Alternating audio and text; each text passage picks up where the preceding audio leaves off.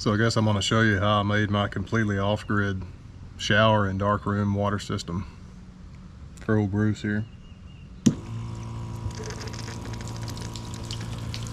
Or whatever. So just to get started here really quickly, I put the tank up here. This is an iron ton, 8-gallon tank and 12-volt sprayer from Amazon, a 1 gallon per minute sprayer. These are just some 300-pound ratchet straps. The only change I made to the tank was adding this little bit of yoga mat from the old shower. That's a legitimate Jillian Michaels, by the way. I left it centered. It's actually exactly the same height as those Rome cases. Didn't mean to do that, but hey, good for me. I'll probably move it around a bit, but for now, going to leave it centered. So, let me tell you about the rest. Have I mentioned it's unimaginably hot? Because it is. Originally, folks, I had filmed like a complete, this goes here, this goes here, this is why I did what, this is what this does, but what I'm gonna do, it was very choppy.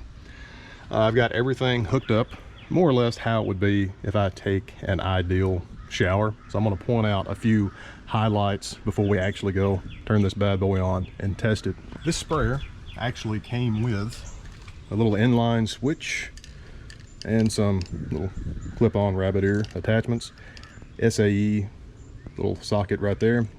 Of course, this is made to be used with ATVs, that kind of thing, with an onboard easily accessible battery. Even with the Mark I build, I forewent these. Instead, I made my own little inline switch. That's what this is. This is technically marine grade waterproof. That's why I generally mount it right there. Throw these bad boys back in. However, if I was out in the field, was going to use this for either the dark room or the shower, I would probably forego hooking this on here, have it inside the vehicle or somewhere out of the way. All that to say, always be careful when you're mixing electricity and water. Now, all that being said, this switch runs from the pump up on the tank. Got an epoxied little suction cup right there. Runs down inside the vehicle to my Blue Eddy, and that's the main mobile power source. If I didn't have the switch all the way up here, this thing would reach. However, do yourself a favor, they're super cheap. Pick you up a little 12-volt extension. If you're needing to reach power, for whatever reason, on anything, whether it's a charger, anything like that, these things come incredibly in handy. This is not the original hose that came with this tank. I've still got that. This is the one off that original sprayer. This one's about 19 and a half feet long. I wanted it as long as I possibly could have it. This one just felt a little bit more heavy duty on top of that. But I think this goes back to, I believe I mentioned, if not, I'll do it again. The attachment for the shower head here, that's just a regular, I think 3/4 inch attachment that goes into that hose. I would prefer to have a quick disconnect attachment, something like that. So I'm going to save the hose that came with this pump and this tank. I think that's 11 foot, to use it more or less as an extension if I really needed to park well away from the dark room and still have water in there. Now, as far as the actual shower head slash spigot, whatever you want to call it, where the water is going to come out of the end of the hose, this is of course the shower head. I'm thinking about getting a little, or trying to find one anyway, a little quick disconnect end for this so I can put different attachments on there. So far, it's very difficult to find. So I think for all my purposes, this little cheap shower head I got from Lowe's will work just fine. And the hose will attach just like that. I'll push it on there a little more off camera. So folks, it is finally time to test this bad boy up. I'm going to juice up that tank with some water out of the hose here. And I don't know if you've realized this, I am not a 20-year-old big-titted Instagram model from Seattle, so I don't think the algorithm would very much appreciate me taking a shower with this thing, but I've got the next best thing. Maybe a better thing. You ready to take a bath, baby? Yeah, I believe so.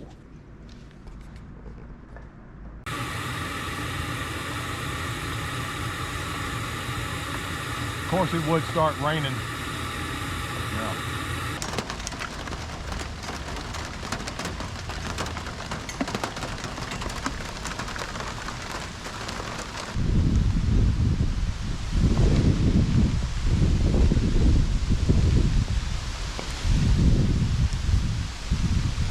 I would very much like to point out that there was 0 rain in the forecast for the next few days.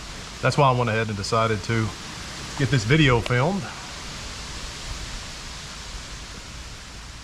However, as we wait for this luridly unexpected tempest to subside, which I guess when I think about it, why would I want to wait till it stopped raining to get Leia wet?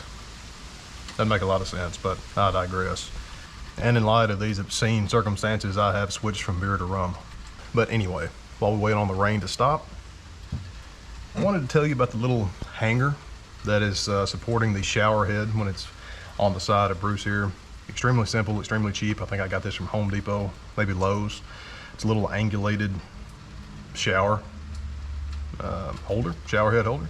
It's got a little hook at the end to hang like your rags and that kind of thing, your washcloths.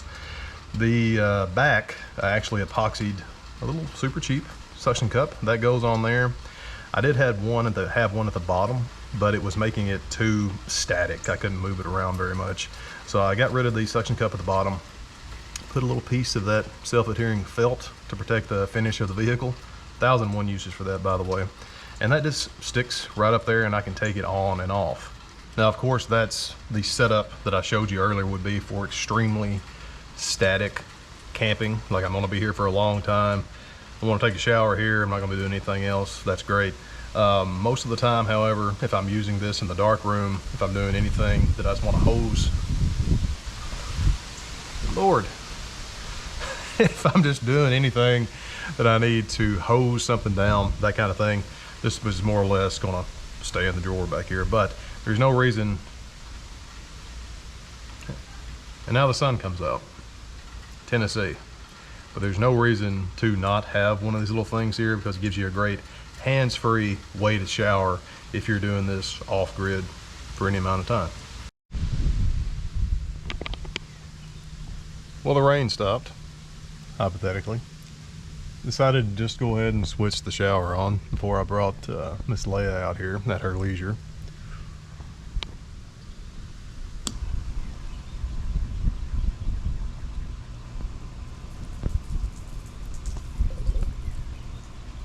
I mean, it works. Nowhere near at the pressure of the Mark I build, and these are essentially the same pumps. We are aggravated. I don't know. Maybe it's a hose thing. I'm going to switch out the hoses for the original one. In the words of my generation, these hoes. I don't know. I mean, it would work for the dark room, but in terms of pressurization for a shower, yeah, I don't know. Let me switch out those hoses. Now, folks, I am no hydraulic engineer, obviously, but even I could read there was a terrible deficiency in the pressure coming from that pump. Got up there, switched out the hoses for the original one. I've already put the old one back on there. The reason being, when I was up top, I noticed there was complete misalignment from the factory as far as how the clamps were connected for the hoses, and being a long-time disciple of tighter the better, I just repositioned those, made sure they were all tight, and that's what we're supposed to see. Hooray, huzzah. Pressure's increased even with the slightly larger lumen of that old hose. So yeah, we're good to go. Instant shower, much better water pressure right out of the gate. The only downside, but I suppose it was a experimental necessity, I've essentially ran the 8 gallons of water out of this tank. I think I've got 3 or 4 gallons left in there now. So I'm going to refill the tank, hope it's not going to rain again, and then see if I can ask Leia to come out here for her bath with a new shower system on old Bruce.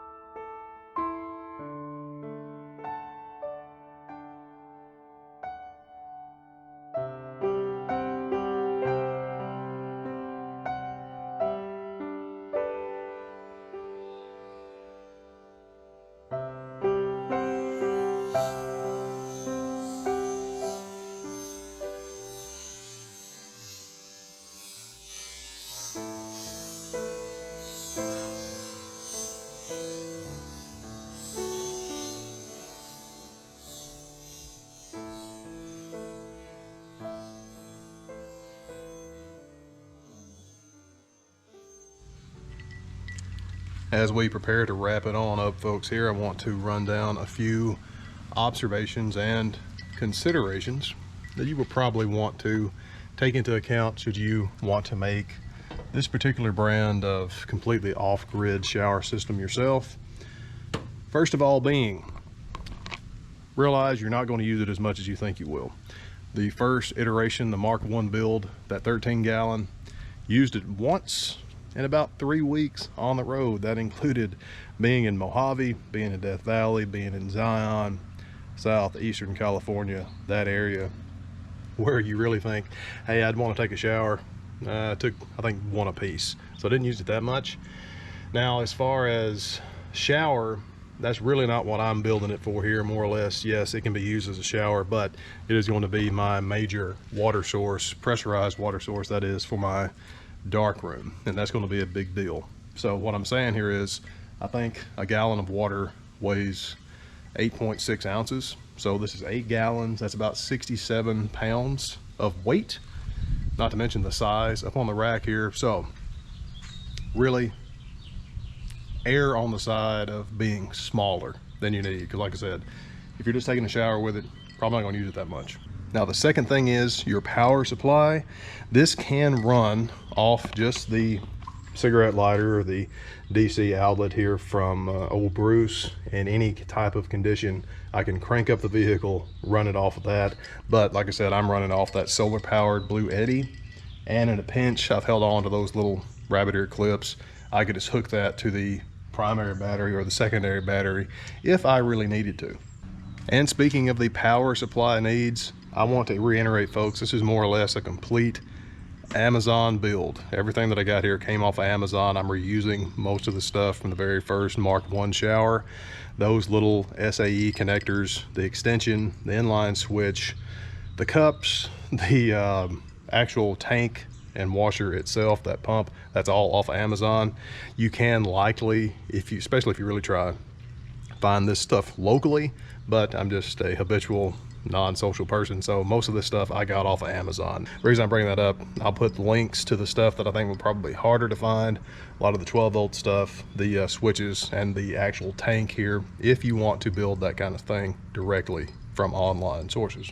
And like I said, as far as using this as a shower, I'm not so much worried about the shower curtain situation anymore, or the privacy, because if I'm going to be using the shower, it's because I don't really have access to a shower, and that's going to be more or less completely off grid, or at least reasonably enough where I'm going to be around folks that don't mind if I'm taking a shower naked without a shower curtain. So if I'm at a place that I'm going to be around people needing to shower, it's probably going to be a paid campground, a more public campground. In that case, 90% of them, in my experience, have showers anyway.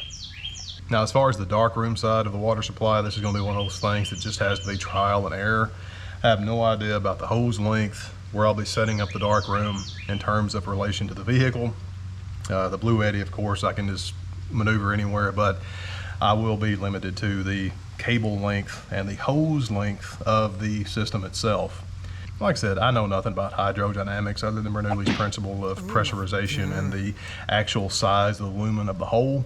Believe it or not, the wider the lumen of the hole, the higher technically the pressure is. Now, the smaller the lumen, generally the faster the water moves. That doesn't necessarily increase water pressure. So brass tacks, the longer the hose, the wider the hose, scientifically, supposedly, the higher pressure. So we'll just see.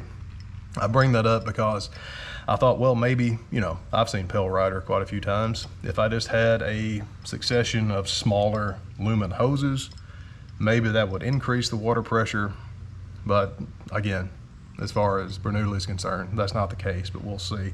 So I'm saying in the future, I may actually make a smaller hose extension to possibly attempt to increase the water pressure when I am taking a shower.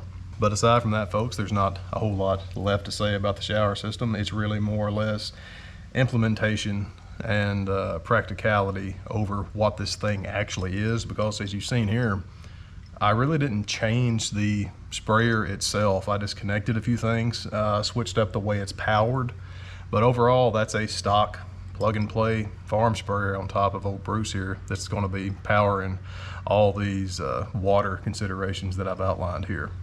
All right, folks, as I keep saying, I'm not an expert on these things, but I will 100% do my best to actually show you what I've done, answer your questions. Leave those down there in the comments. As always, if you found this useful, feel free to leave a few dollars in the whiskey/tip jar down there with the super thanks.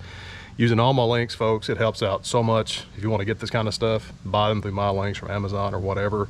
My books, my prints, my courses, my presets, everything, especially camera jockey clothiers, t-shirts, weird stuff like this, immensely helps out everybody that has purchased all my stuff. I can't thank you enough very much.